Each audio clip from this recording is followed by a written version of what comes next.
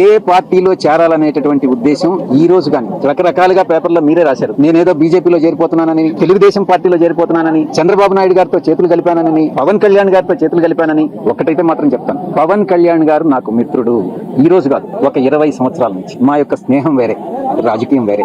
నేను ఏ రోజు పవన్ కళ్యాణ్ గారిని ఒక్క మాట అనలేదు, భవిష్యత్తులో అనను కూడా. ఇది నా యొక్క దృఢ సంకల్పం, నిర్ణయం.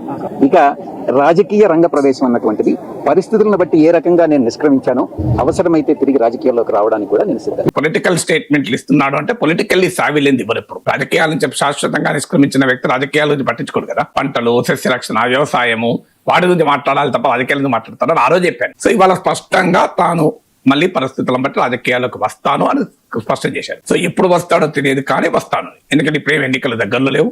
ఇప్పుడు ఎన్నికల దగ్గరలో లేనప్పుడు ఇప్పుడు విజయసాయి రెడ్డి రాజకీయాల్లోకి వచ్చి కూడా చేసేది లేదు. ఆయనకున్న పొలిటికల్ క్యాపిటల్ ఉండదు. ఇప్పుడు ఆయన వైసీపీలో అయితే మళ్ళీ చేరాలనుకుంటే వేరే విషయం.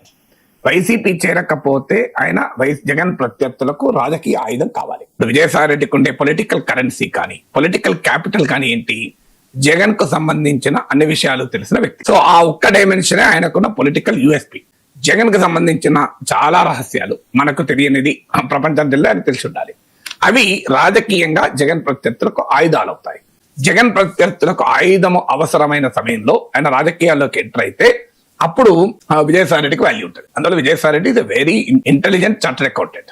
బహుశా ఆయన రాజకీయాల్ని కూడా లెక్కలు పర్ఫెక్ట్ గా వేసుకుంటున్నట్టున్నాడు. డెబిట్ అండ్ క్రెడిట్స్ క్లియర్ గా రాజకీయాలు క్రెడిట్ అండ్ డెబిట్స్ వేసుకొని ఏ సమయంలో ఏమి చేస్తే ఉపయోగమో ఆయనకు తెలుసు గనక తాను పొలిటికల్ కరెన్సీ, తాను పొలిటికల్ క్యాపిటల్ గా ఎప్పుడు సమర్థవంతంగా తాను మార్కెటింగ్ చేసుకోగలడో, ఆ యునిక్ సెల్లింగ్ ప్రపోజిషన్ ను ఉపయోగించగలడో ఆ సమయంలో రాజకీయాలకు ఎంటర్ అవుతాడు.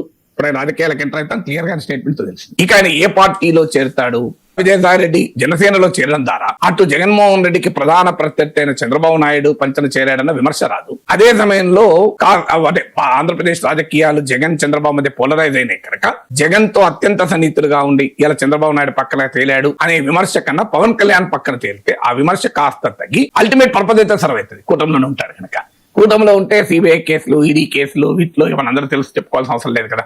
వాటి నుంచి కాస్త వెసులుబాటు రావాలన్నా కూడా కూటమిలో ఉంటే వెసులుబాటు ఉంటుంది. సో అందువల్ల మీకు జనసేన అయితే రిలేటివ్లీ పొత్తు లేకున్నా లేకపోయినా కాస్త పొలిటికల్ ప్రెసెన్స్ చూపడానికి అవకాశం. అందుకే పవన్ కళ్యాణ్ నేను విమర్శించలేదు, భవిష్యత్తులో విమర్శించను, అది వెరిఫై చేయాలి, నాకు తెలియదు నిజంగానే పవన్ కళ్యాణ్ పైన ఎన్నడేం అనలేదా అని. So I cannot validate are reject it. But ఆ స్టేట్మెంట్ అనడం ద్వారా తాను జనసేనలో చేరటానికి ఆసక్తి చూపుతున్నారన్న ఇండికేషన్ అయితే ఇచ్చాడు.